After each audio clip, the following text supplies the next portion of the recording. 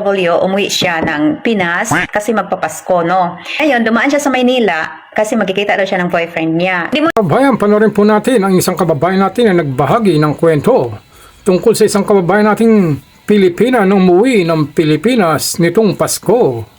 Na imbis daw siya ay tumuloy sa kanyang mahal na pamilya dahil nga mayroon siyang asawa at mga anak.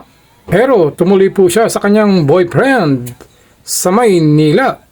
Ngunit ang naging masamang pangyayari at ending nito, nalimas ang kanyang pera at mga gamit at mamahaling alas ng OFW dahil tinangay po ito at ninakaw ng kanyang boyfriend. Watch po natin ang sinyer ni kabayan na video para maging aral po sa ating mga kabayang OFW na umuwi ng Pilipinas, nating mga kabayang Pilipina na may mga boyfriend dyan sa Pilipinas na meron naman kayong pamilya na dapat nyong uwian. Isang OFW, umuwi siya ng Pinas kasi magpapasko, no?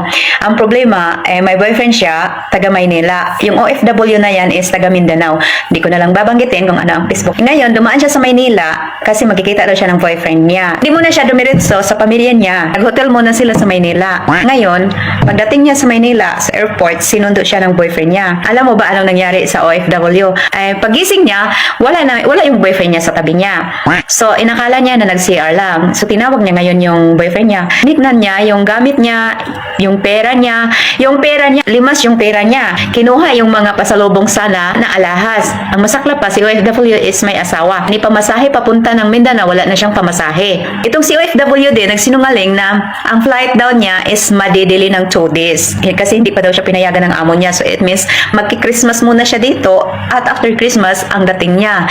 Paano niya sasabihin na wala na siyang pera, wala siyang pamasahe papuntang Mindanao? Kaya isang aral ito sa atin, no?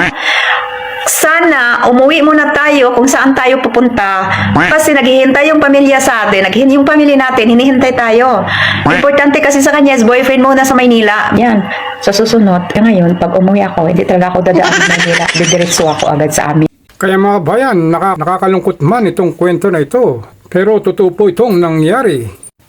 At totoong ginagawa ito ng ating mga kabayang Pinay na mga OFW pag umuwi sa bansang Pilipinas.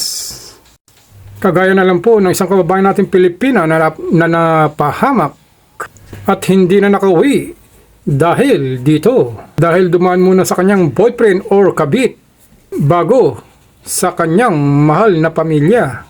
Kaya mga kabayan, wag po natin ipagpapalit ang ating mahal na pamilya, lalong-lalo na ang mga anak ninyo ay naghihintay sa inyo.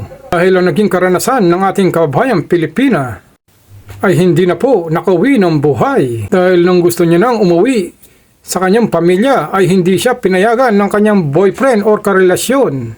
Ngunit nagpupumilit ang ating kababayang Pinay kaya siya ay pinatay ng kanyang boyfriend.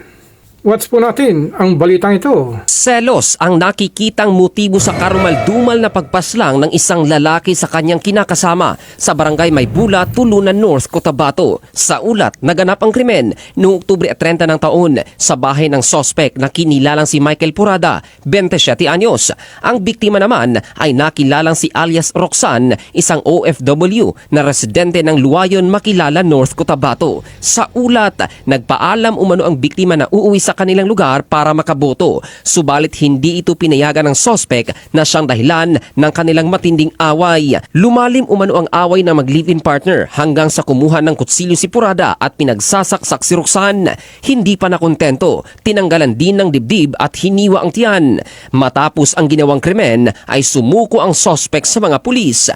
Napag-alaman, nakakauwi lang ng biktima noong nakaraang buwan galing sa Middle East at dumiretso ito sa bahay ng kanyang live-in partner na kanyang nakilala sa pamamagitan ng chat. Naulila ng biktima ang 3 nitong anak sa kanyang unang live-in partner na si alias Randy na nagtatrabaho naman ngayon sa Middle East. Sa ngayon, nakalagak na ang mga labi ni Roxanne sa bahay ng kanyang mga magulang. Ang sinapit ng aking buhay. Condolence sa kanyang mahal na pamilya.